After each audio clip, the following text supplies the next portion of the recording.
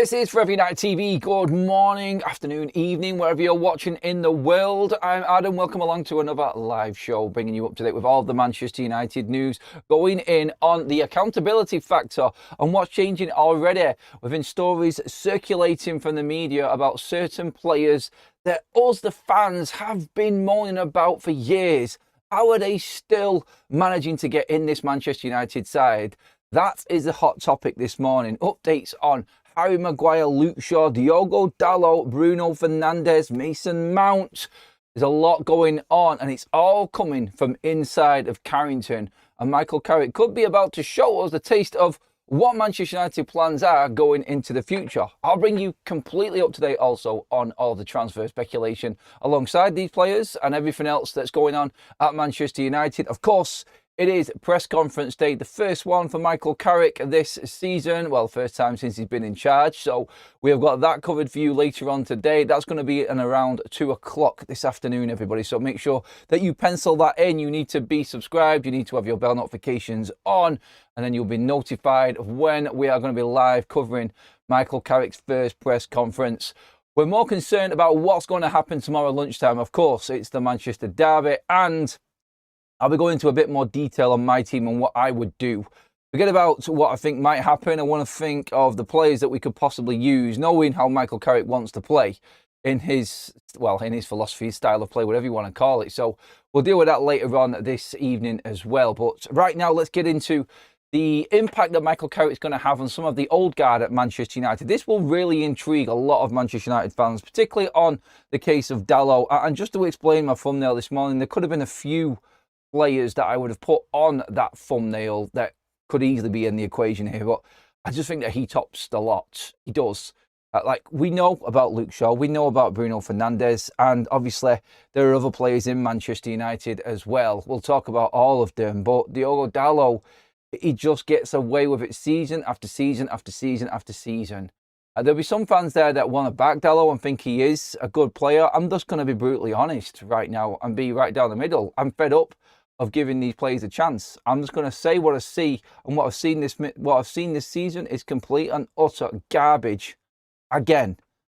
And it's the same as the season before and before that. This is where it now comes into it. So the talk from the Daily Mail, the talk from a few other different newspapers, broadcasters and publications has been on the feeling. We touched on the feeling around camp, around Carrington. Andy Mitten mentioned it last night as well, feeling better. And Dalot apparently feels like he is the number one and is going to be the number one choice for Manchester United going forward under Amorim as the right back in a back four. Now, just reading this piece from Chris Wheeler and Nate Sol, I'll read it out for you so you get the gist of where we're going with this morning. Diogo Dalot will believe he should be the first choice right back moving forward, himself better suited to a back four and also a player that can invert inside, something Carrick showed an appetite for at Borough. But Dalot was an unused sub for two of the 3 games Carrick took charge of as caretaker boss back in 2021. I'm sure Chris Wheeler and Nate Salt have been watching our show because I said exactly the same thing 2 days ago.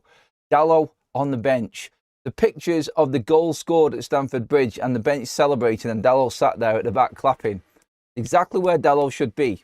I don't care if you think I'm being harsh right now. Like I said before, I'm done with this team. That's where Dalot belongs. A backup fullback or out of the club. Simple. Goes on to say, Chris Wheeler and Nate Salt here, Mazraoui offers less going forward than Dalot, but is equally comfortable operating inside in midfield spaces and provides greater security defensively, something which may be more important than ever if Carrick is aiming for a helter-skelter football. Now, what they mean by helter-skelter football is that 3-2-5 out of possession attacking style of play. He likes to press high and he likes to win the ball back. He was top of the charts in the Championship when it came to turnover balls and winning the ball back high, Michael Carrick, in his style of play. We are going to concede lots of goals. It's as simple as that. But we might score lots of goals with Michael Carrick. The way that they're describing it here is they're just doing what everyone else has done so far. They're analysing Michael Carrick's career in Middlesbrough. And the problem he had was he didn't have good enough defenders to hold out the way he wanted to play. There was going to be plenty. Say, for instance, Jurgen Klopp left Liverpool's back line one-on-one because he trusted the defenders that he had. He had a Van Dijk in his prime. Obviously, you had an Andy Robinson there who was absolutely in his prime as well under Jurgen Klopp. Also, it's that type of style of play. So that's what we're going to get used to. I mean, don't get me wrong, like edge of the seat stuff and nail biting. I'd take drama all the way through to the end of the season. Honestly, I would, because I know that we cannot sit deep and see games out. I'd rather go out and score 3 or 4 goals and then try and be on the offensive and win games by scoring 1 more than the opposition, because I don't trust any of this defence. The problem Carrick had was that same thing. He wanted to play that way and he committed to that way, and some of the football was fantastic for Middlesbrough, but he didn't have good enough defences. They kept making mistakes in trying to play the way that Carrick wanted to play. They weren't good enough to pass out from the back and be one-on-one. And that's a dangerous game to play in the Premier League, because we all know that the attacking prowess of certain players in the Premier League is up there better than any league in Europe. And the attacks are better than the defences in general in the Premier League. I think we can say that with every single team. So this is where United are going to get the Carrick effect creeping in. So when you look at Dalot, would you trust him? And do you know what? That bit there, Mazraoui offers less going forward than Dalot. That's clutching a little bit on its own, isn't it? Let's be honest. I mean, I don't like Mazraoui as a wing-back. I don't think he's fantastic going forward. Would I trust him on a one-on-one and knowing where to be at the back more than Dalot? 100% I would. He's a miles better defender than what Dalot is. And if you are going to push forward and one of them defenders is going to invert from full-back, give me Nus Mazraoui every single day of the week and twice on a Sunday, please, over Diogo Dalot. And again, I want to make sure that everybody isn't thinking that I am just going in on Dalot like I've got some kind of agenda. I'm just spitting facts. Mazraoui's better. Shaw is better. For me, Dorgu is pushing Dalot now for the other fullback. If you wanted to say that these fullbacks were versatile, for instance, and could play left or right, Dalot still is about 4th choice. And someone needs to see this. And I pray to God that it is Michael Carrick that sees this and goes back to what he saw with Dalot when he was in charge. Didn't use him, didn't want to use him. And that's the way it should be. Dalot needs to be a player that comes on when necessary. And when Nus Mazraoui comes back next week after the derby, then I'm praying that he goes down that route and trusts in a miles better defender in Mazraoui than what Dalot is. Because if he's going to play the risque type of football, the helter-skelter, as Chris Wheeler and Nate Salt describe it here, then we need Mazraoui in that defence. I'm sorry, he is a miles better defender. Poses the question as to who else fits in to Manchester United. Now, I don't want to get onto the transfer news just yet, but let's say, for instance, we discuss the other defensive players that are going to be at the back. Does Harry Maguire come back into Manchester United? Does he fit straight back in? Because his future is up for debate, and we'll talk about the transfers in this show a little bit later as well. But does Maguire come back into this defence here? If you're going to play that type of football, so pushing forward and trying to win the ball back, you've got 3 at the back, you've got 2 in midfield, and then 5 pressing high to try and win it back. And it's going to be a difficult job against the Manchester City side. So it'll be interesting if he does adapt that. And I cannot see why he wouldn't. He's trying to showcase what he wants to do and how he wants to play. And let's be honest, Manchester United's strength is at the top end of the pitch. Defence and midfield, we know we're weak. We've got a better goalkeeper, which gives me a bit more hope. But that defence is a big, big issue. Who would you play? Say, for instance, you had to rely on 2 centre-backs now. Who would you play at centre-back? Get into the comments section. Let's get in there now and just see what everyone's saying, first of all, and where we're at with this. And look, again, it's not just on Dalot. It isn't on him. He's not good enough. I could name several players that are not good enough for Manchester United. And just to add a little bit more context to this, Andy Mitten last night also, the back end of the podcast, we talked about a lot about it last night, but he said, and this is, and Andy Mitten is only going to say this if it's right, and he said himself last night, I'm only going to say what the truth is and report the truth. That's my job. And he said that Ruben Amorim, after the Everton game, went in with a meeting with Jason Wilcox and said the majority nearly all of these players need to be replaced in this team. They're not good enough. So it's not just Dello. And I just want to make that point that it's not about him. I could have put a number of players on this thumbnail, but I think he is getting away with absolute murder at the moment. And you could say that is my opinion alone, and well, it's my show, but I'm just making the point that that's not an angle and just him on his own. It is a lot of these players, but I think he showcases everything that's wrong with Manchester United. This is a player that has got away with it for years and years and years now. Now, I'm going to come on to Luke Shaw, Mason Mount, Bruno Fernandes. We're on Harry Maguire now. It's not just the likes of Diogo, it's all of these. And Ruben Amorim saying that to Jason Wilcox. And I cannot stress this enough. Like, Andy Mitten would not come out with things like this unless he knew it was reliable. And he said that Ruben called out nearly every single one of the team in this meeting. And that on its own tells you exactly where we're at and the big problem. That from Ruben Amorim probably, well, it might have been the start of the Ralph Rangnick syndrome, where we need open heart surgery. It's not just changing the odd thing here and there. It's changing the whole squad. And look at the players that are still at this football club from Rangnick saying that as well. It just puts it all into perspective. It puts it all there for everyone to see. Dalot, Maguire, Shaw, Bruno, all of these types of players that are still there. Until they are gone, we're probably not going to see a massive change because they're so used to underperforming and getting away with it. And that sounds horrible saying that, but there's the reality. They keep walking back into this side because there is zero accountability. You could argue the fact that there isn't enough good players to bring in and replace them, and that comes down to recruitment. That takes us back to previous shows this week where we're going in on the ownership. Because it is ultimately all their fault still. Because they're the ones that brought these players in. They're the ones that kept giving them contracts. They're the ones that kept on buying players that weren't good enough to compete with these players we're moaning about now. So where there is a big issue with these players, and it's all right me saying this, they have got a back out of this situation as well, these players, because they're only going to keep on playing because nobody's telling them otherwise. They're only going to think that they're doing all right because there's no accountability because of the club. What I'm trying to say here is, I'm moaning about Dalot, Shaw, Maguire, Bruno, Mount, Casemiro, Ugarte, Xerxes, all of these players, throwing quite a lot if you want. I'm only moaning about them because of what the club has run like and the people running it. And they're the ones that have caused this.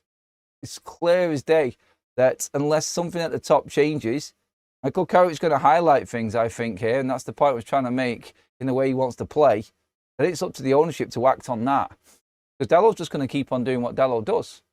In a way, I do feel sorry for him. I feel sorry for a lot of the players in a way because they have got away with it. Like I said, I'm not going to get invested and praise them and trying to find positives out of performances that have constantly been garbage. But the people above them are the bigger issue here. And I just highlighted a load of issues with players there, particularly Dalot, that are not his fault because United haven't got rid of him. It's time. It's time to make the call, act, and start moving forward as a proper football club.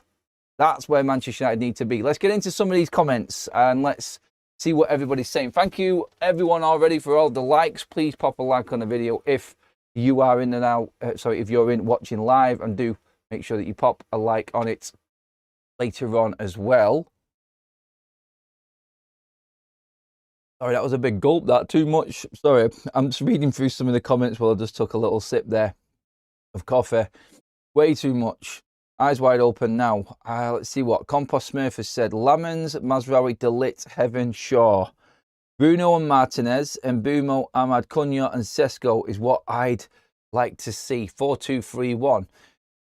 Lots of shouts for Martinez to come into the midfield as well. Keep getting in on that as well, people. A few have said that.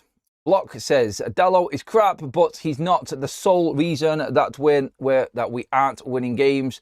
The whole team is crap. Plus, we have one striker. We used to have 4 world-class strikers. Well, funnily enough, this season, we're actually scoring plenty of goals. We're right up there, aren't we? And I think with the striker side of things, Block's right. You had another striker in there or two. Man United's options in games change because substitutes kill Manchester United as well. And when you haven't got them types of players to really impact a game off the bench like other big teams have, then you're always going to be reliant on that starting 11. And that starting 11 has constantly showed that it's just not good enough. It needs stronger depth. And Block is 100% right. Dalot is crap. But who's going to come in and replace him? Dargu? It is still raw. Shaw's never been fully fit. We're only seeing this now with Luke Shaw. And obviously Mazraoui's away and on international duty. And in that period, United have been absolutely dreadful. AFCON, we've seen one win since the players left. One win in about, 7, I think it is, in total, since AFCON came in. And it's still not finished. We've got one more game to get through this weekend, tomorrow lunchtime against Man City. It goes to show, doesn't it, when you take away key players from United starting 11, how bad the depth is. And the fact that we've got a squad player in Dalot that's starting game after game after game is the ownership and the way that the club is run. Play Maguire and Heaven. Leacher will get exposed by Haaland. Does that mean maybe that we put Haaland to put Martinez in the midfield? Look, you got to play Agate. Otherwise, I'm looking at it and I'm still figuring out how Carrick's going to do it and who's going to miss out in this. Is he going to trust again in Casemiro? That's going to be an interesting one because obviously Fletcher didn't fully subbed on and subbed off Casemiro in his 2 games in charge for Fletcher. Is Carrick going to go back to Casemiro and Agate? Is it going to be Bruno? And there's so many different ways you could set out that midfield. Gary says Maguire has to play, but De Ligt is no good. Football options, you have to love them. I want De Ligt back in the side. I want him back in there, to be honest. I mean, this mystery injury that De Ligt's got is really starting to annoy everybody now. He got injured in November, and it was just a precautionary time out for Matthijs de Ligt. The club have said nothing since, and we're 2 months going on 3 months down the line now. And still no sign of Matthijs de Ligt. So again, the club obviously not being completely transparent with what's going on there and concerns for de Ligt for him being out this long. Clearly is a serious injury. I think he's missed I think he's coming up to nearly 10 games now since that injury. So don't tell me that that is just precautionary. That's something that's going on behind the scenes there. Rodri, Foden, Shirky tomorrow, laugh out loud. Arise, Agate. Oh, yeah. There are things I blame the leadership with, but it's the manager who chooses Dalot, and we have no one else right now. That's pretty much just what I said there.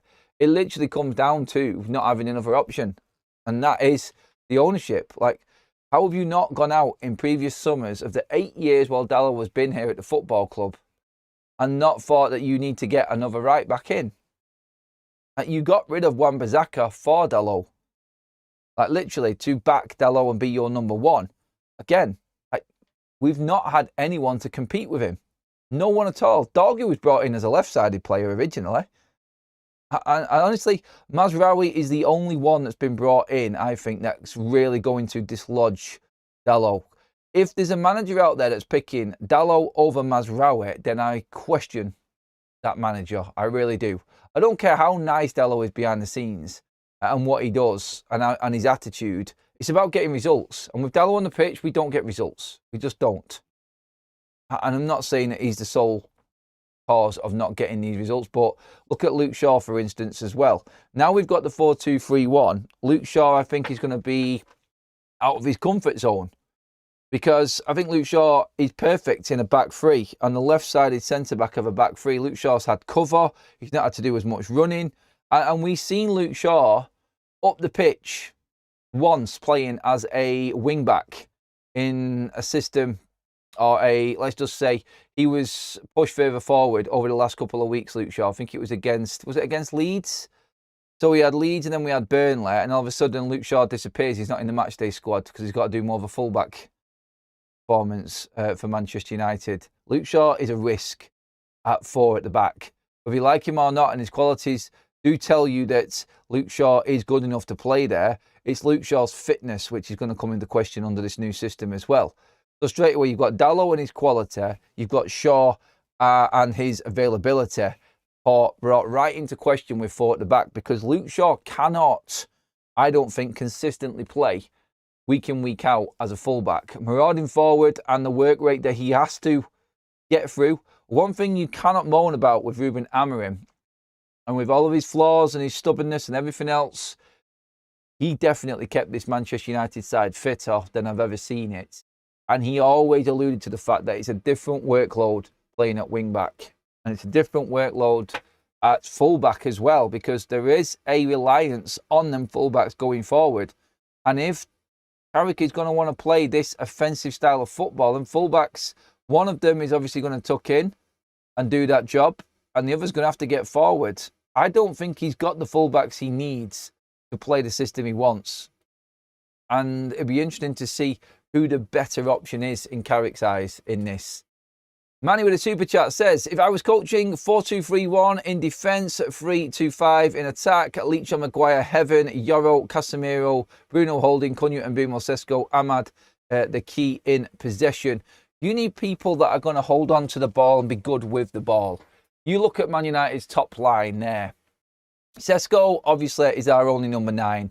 His quality on the ball, good link up sometimes, a bit hit and miss, still finding his feet. Not our best option, but still, I think we're going to have to play him, and I think he will improve as the season goes on now. I think he's definitely settling in.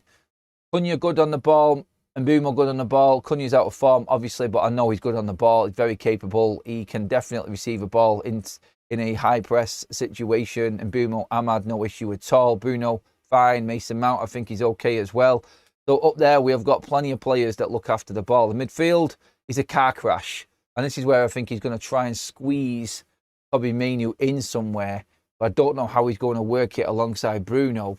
That puts the fear of death in me, because you're losing serious defensive qualities. I mean, we've not got much to cover in defensive quality. I wouldn't like to solely rely on Casemiro and Agate constantly, but they are both better than Bruno and probably Manu when it comes to the defensive side of the game. So Agate is an interesting one also. I think he will play more. Strangely, I do. Unless you try and move Martinez into midfield, which makes sense on paper, but I don't see Carrick doing it. And I've still got my concerns with Martinez. I don't think he's been playing well at all since he's come back. He had a good game against Newcastle and then he's disappeared. I think he's been as crap as everybody else. And I'm calling everyone out for what it is. Like I said, not just Dalot. I think Martinez, questions are going to have to be put on him. He gets away with it a little bit, Martinez, because of his attitude, and I think we're clinging on to a player there a bit. I mean, don't get me wrong, I love Martinez, but he's going to get the same stick as everybody else when he's not playing well, and he's not playing well. I don't care what anybody says. He has been poor, and he hasn't really had any effect on the way that Man United are performing.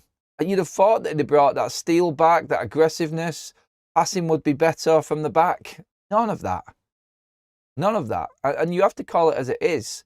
He's just as bad as everybody else at the moment. So, yeah, Leach and Martinez, concerns over him. Agate's not playing well. Casemiro isn't playing well. My midfield is a major, major concern in Michael Carrick's setup. And inverted, yes, Shaw could do it. Mazraoui could do it. Dalot thinks he can do it, but he's still really bad at it.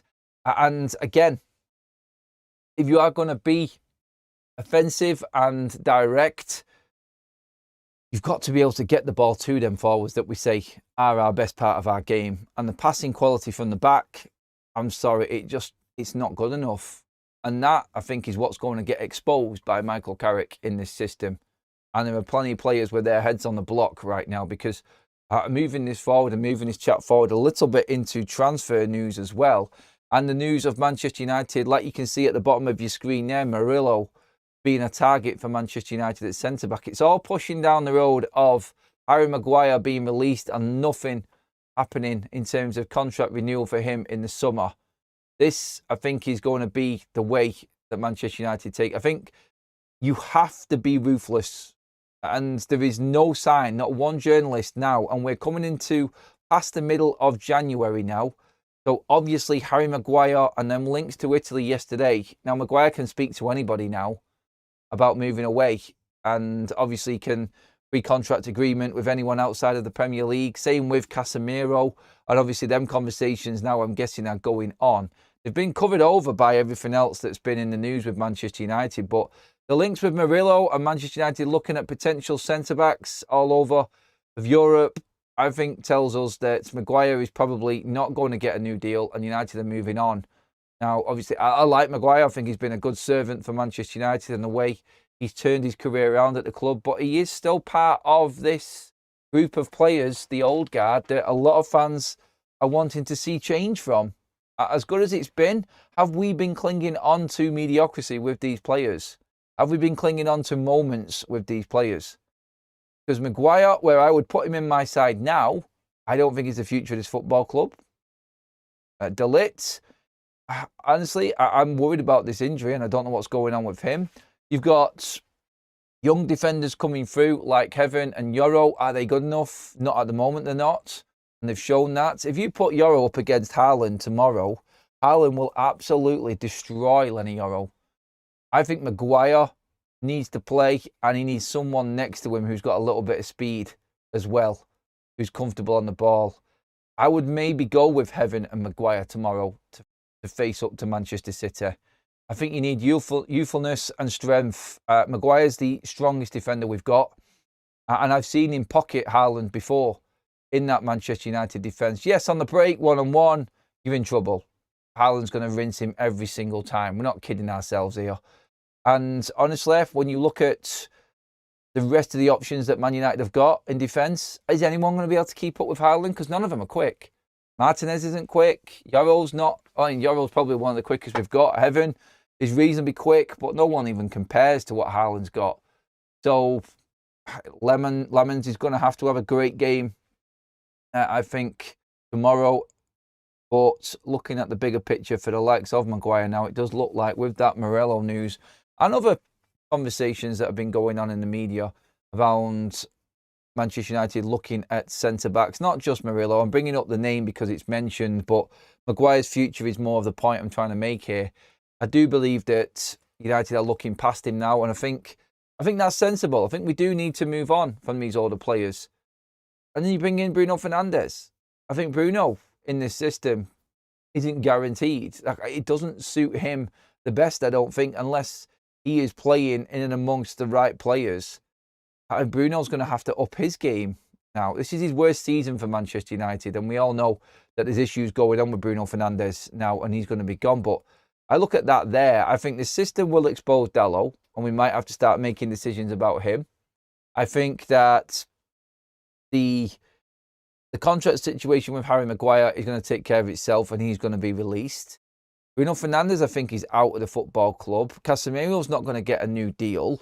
Luke Shaw contract is up at the end of next season. I don't think he's going to get a new deal. And if someone comes in for Luke Shaw in the summer, I'm fully convinced Manchester United would let him go. I think this is the type of change that Ruben Amorim was hoping for. This was the type of rinse out all of the deadwood type of players and bring in new type of summer that he was hoping for. But obviously things happened behind the scenes that weren't to his liking, and that's why he's no longer here. I reckon this was the plan all along for Manchester United, and I do think that we are now looking at the potential of the old guard being moved on finally this summer. I think this could be the summer where a few of them go. We're definitely going to see the back end of Bruno and Maguire, in my opinion, from what's going on. Don't get me wrong, my opinion is that I think they'll go. Do I think that they should stay? I haven't got a problem with Bruno staying at this point. I think it's gone past that. I do think that we're at the point now where I think the club have decided that these players need to be moved on, which is the way it should be. The way it should be. I'm going to get into plenty more of your comments now, so please get in. Dalot shouldn't be anywhere near Old Trafford. For F's sake, Murillo is basic, says Graham. Passing out from the back is not his forte. And this would come down to, I think, the style of play that United want to play as well, in the type of defender that United bring in. Now, I said it, Murillo's name is there because he's been reported this morning. It's a centre-back that I think we need to be talking about, not just Murillo. who fits Manchester United better. Steve says, in my eyes, we're always playing with at least 3 players not good enough for the first team, and with AFCON, we've effectively played with 6 players not good enough. That's why we've struggled before. Players that just don't suit, just aren't good enough. It's simple as that. The quality is not there. We can talk about systems and styles all we want, but when you haven't got the quality of player, it's always going to fail.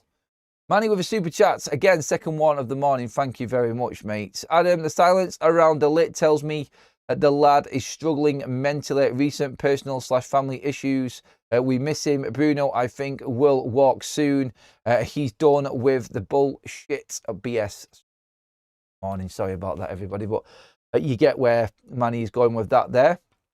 Andrew says, Heaven and Yoro are developing players and will be world class in years to come.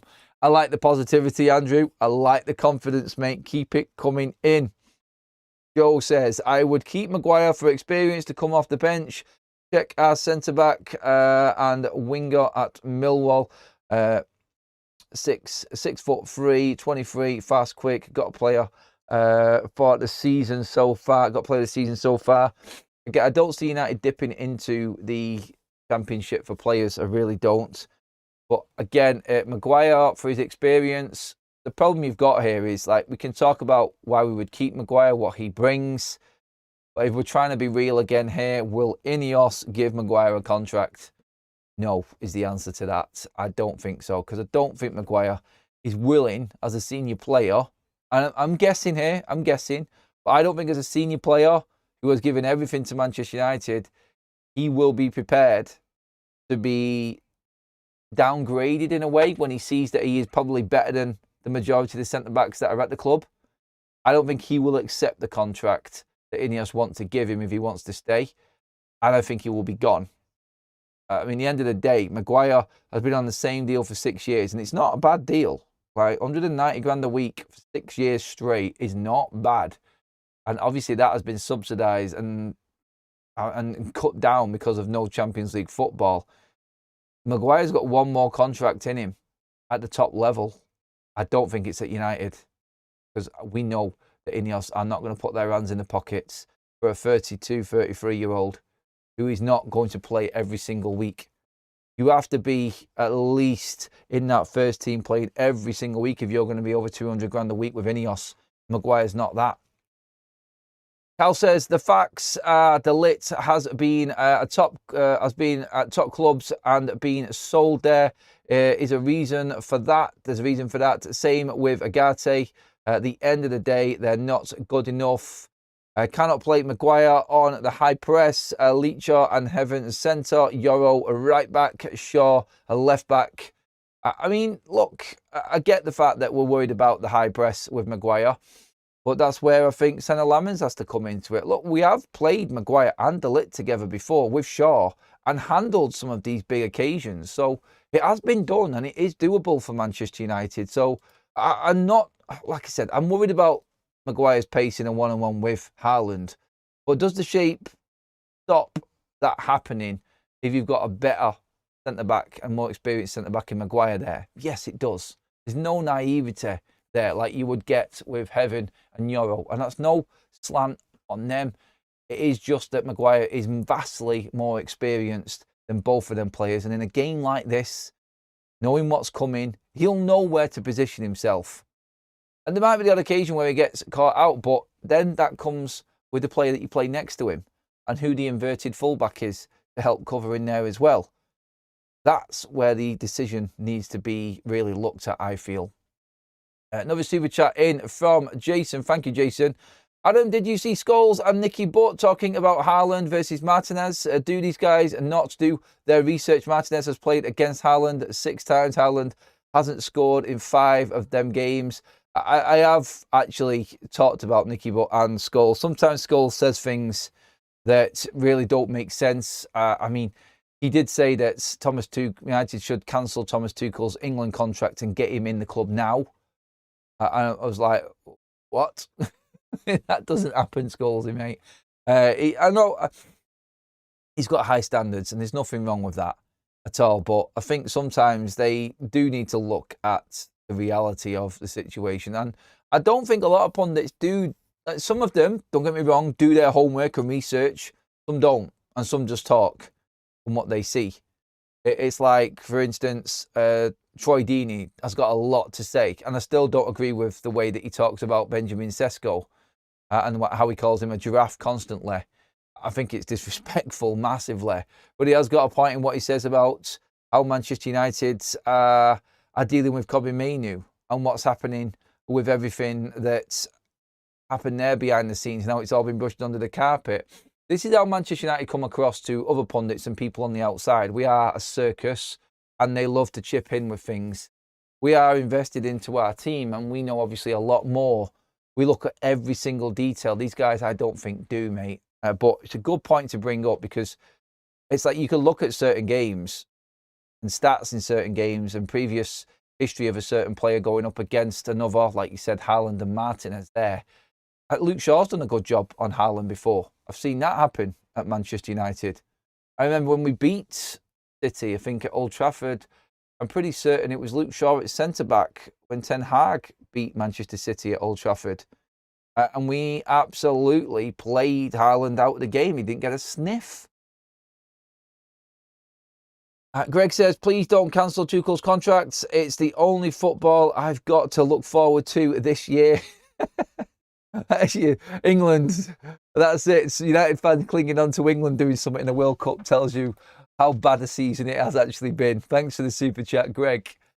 Mark says in the chat as well, what is this about a central defender or left back or even a winger? What BS is coming out about Man U? Next will be a new keeper, need a new team.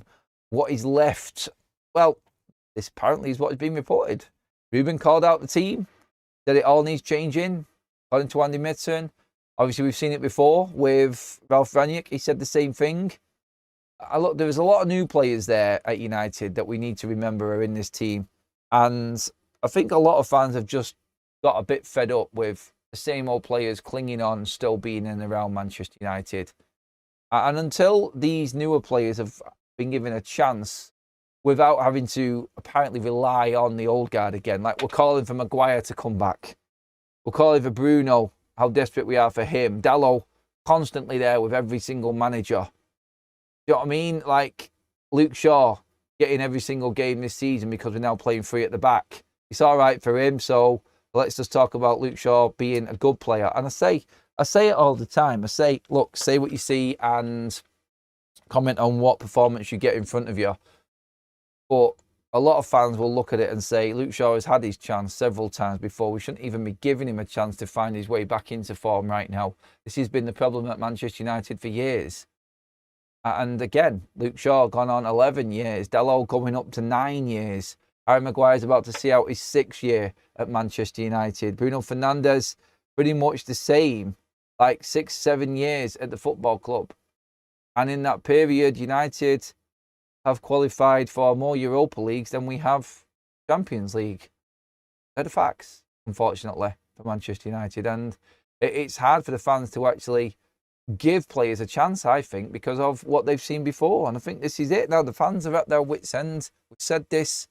It all comes down to poor ownership and running of the football club. Every single player that we've got an issue with or we don't think is good enough is because of the way that the club is run.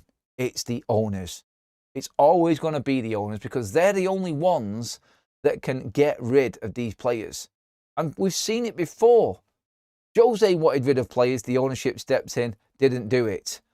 Constantly updates and new contracts coming in. How many Luke Shaw had, like, contract, like the Martial contract, the Luke Shaw contracts, the Dalot contracts.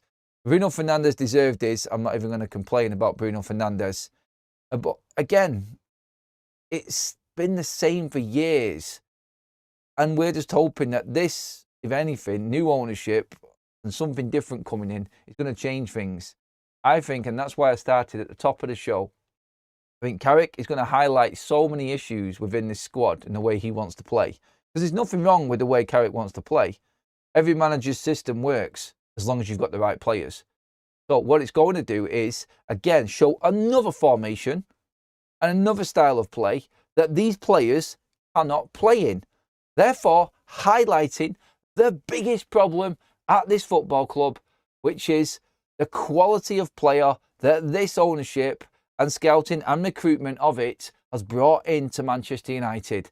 How many managers and different styles do you want to play with the same players, all failing in every single one of them, before you realise that the players you bought are just complete and utter shit? And Carrick's going to highlight it even more again. And with a new manager and the last chance, in my opinion, for Ineos, they're going to have to act. If they don't, here we go again next season. And I don't mean here we go as in Romano telling us we're buying players. Talking about Man United looking elsewhere because we can't get the right quality of player because we're not in the Champions League and we haven't got as much to offer as some of the other big clubs around us. That's where we're at right now. And Carrick, he's going to definitely showcase that for Manchester United. I mentioned Maguire.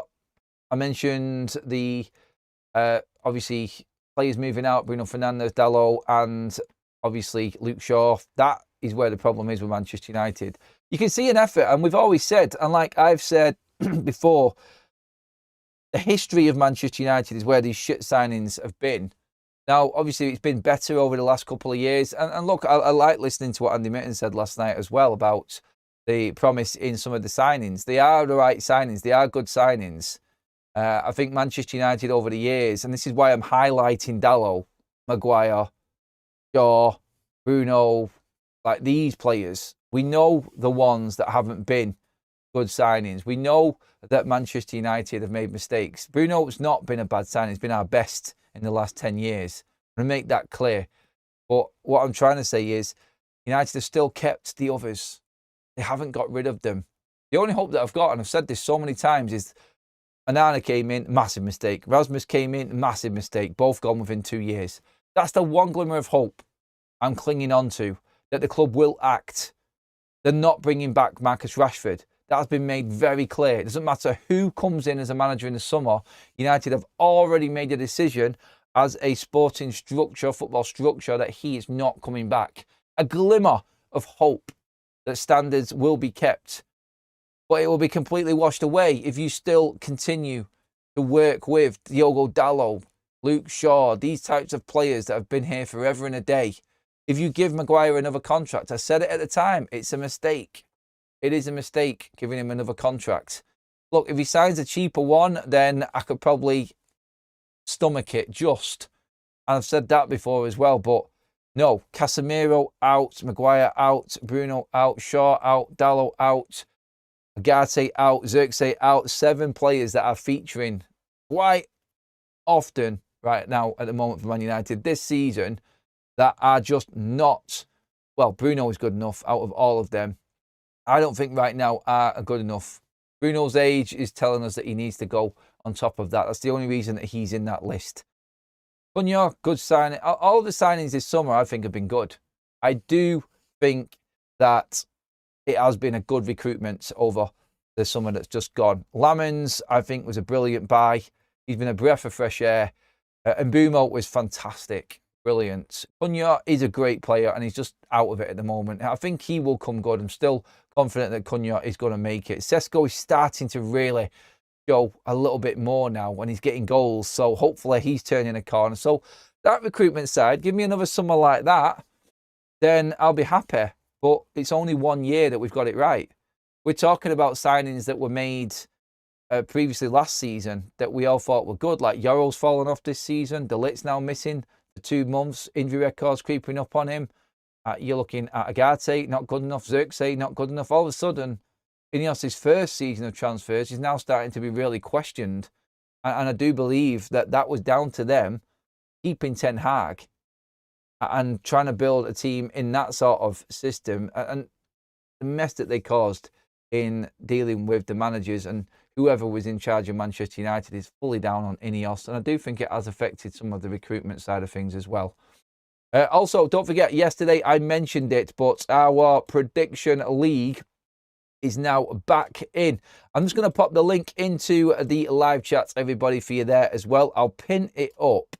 And also, while I'm doing this, I'm just going to quickly update the actual game itself. So bear with me one moment while I just get this up, everybody, because we have a few options for the prediction game this weekend. It's mainly, I hate to say this as a Manchester United fan, but it is mainly Manchester City options that we've actually got for you this weekend in terms of the predictions. The league is already up and running on that link, everybody. So make sure that you do obviously click on get your picks in. I will bring them up now just on the screen. If you bear with me 1 second, everybody. I'm just going to have a little play around with this. I forgot to add it to my overlay this morning. Do apologise. Right. So let's just try this now. I'm going to bring it up on the screen. Right, there it is. Okay. Manchester United versus Manchester City. This is our prediction game, everybody. If you've not played it before or unaware of it, you have 8 options to pick from. If you pick a minimum of 2, you can play for free, or you can put yourself a little wager on it and try and win. As you pick your yes and no answers in each prediction for the game tomorrow lunchtime, the odds will be added together. It will accumulate and give you your options. Play for free, put a wager on it if you want.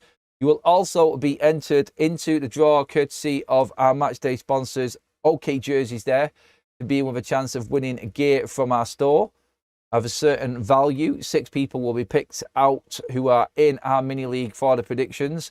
And also, if you do actually enter, you are in the draw for January to be in with a chance of winning actually winning 25 grand, courtesy of Big Up, our partners with the Prediction League. So every single month we're doing a 25 grand giveaway. And if you enter into any of the predictions throughout the month, you are in that draw at the end of Jan. And that's going to continue for the rest of this season as well. So you can see the options that we've got there. Like I said, it's Phil Foden will get a goal or assist. The same for Bruno Fernandes. Simple yes or no's. Doku to get a goal or an assist. I think I would definitely go with, I think Haaland will score, so I'll go with Haaland to score, yes. I think there will be over 3 goals. I think it's a high-scoring game with the way that Carrick wants to play it. Doku, I would say no. Foden, no, because he doesn't score many at Old Trafford. He's better at the Etihad, so that would be where my betting is. Bruno Fernandes, definitely at Old Trafford to get a goal or assist against Manchester City. I think we can bank on that. City leading at half-time, I might leave that alone. Over 4 cards, yes, I will go with a yes on that one. There will be over 9 corners in the match.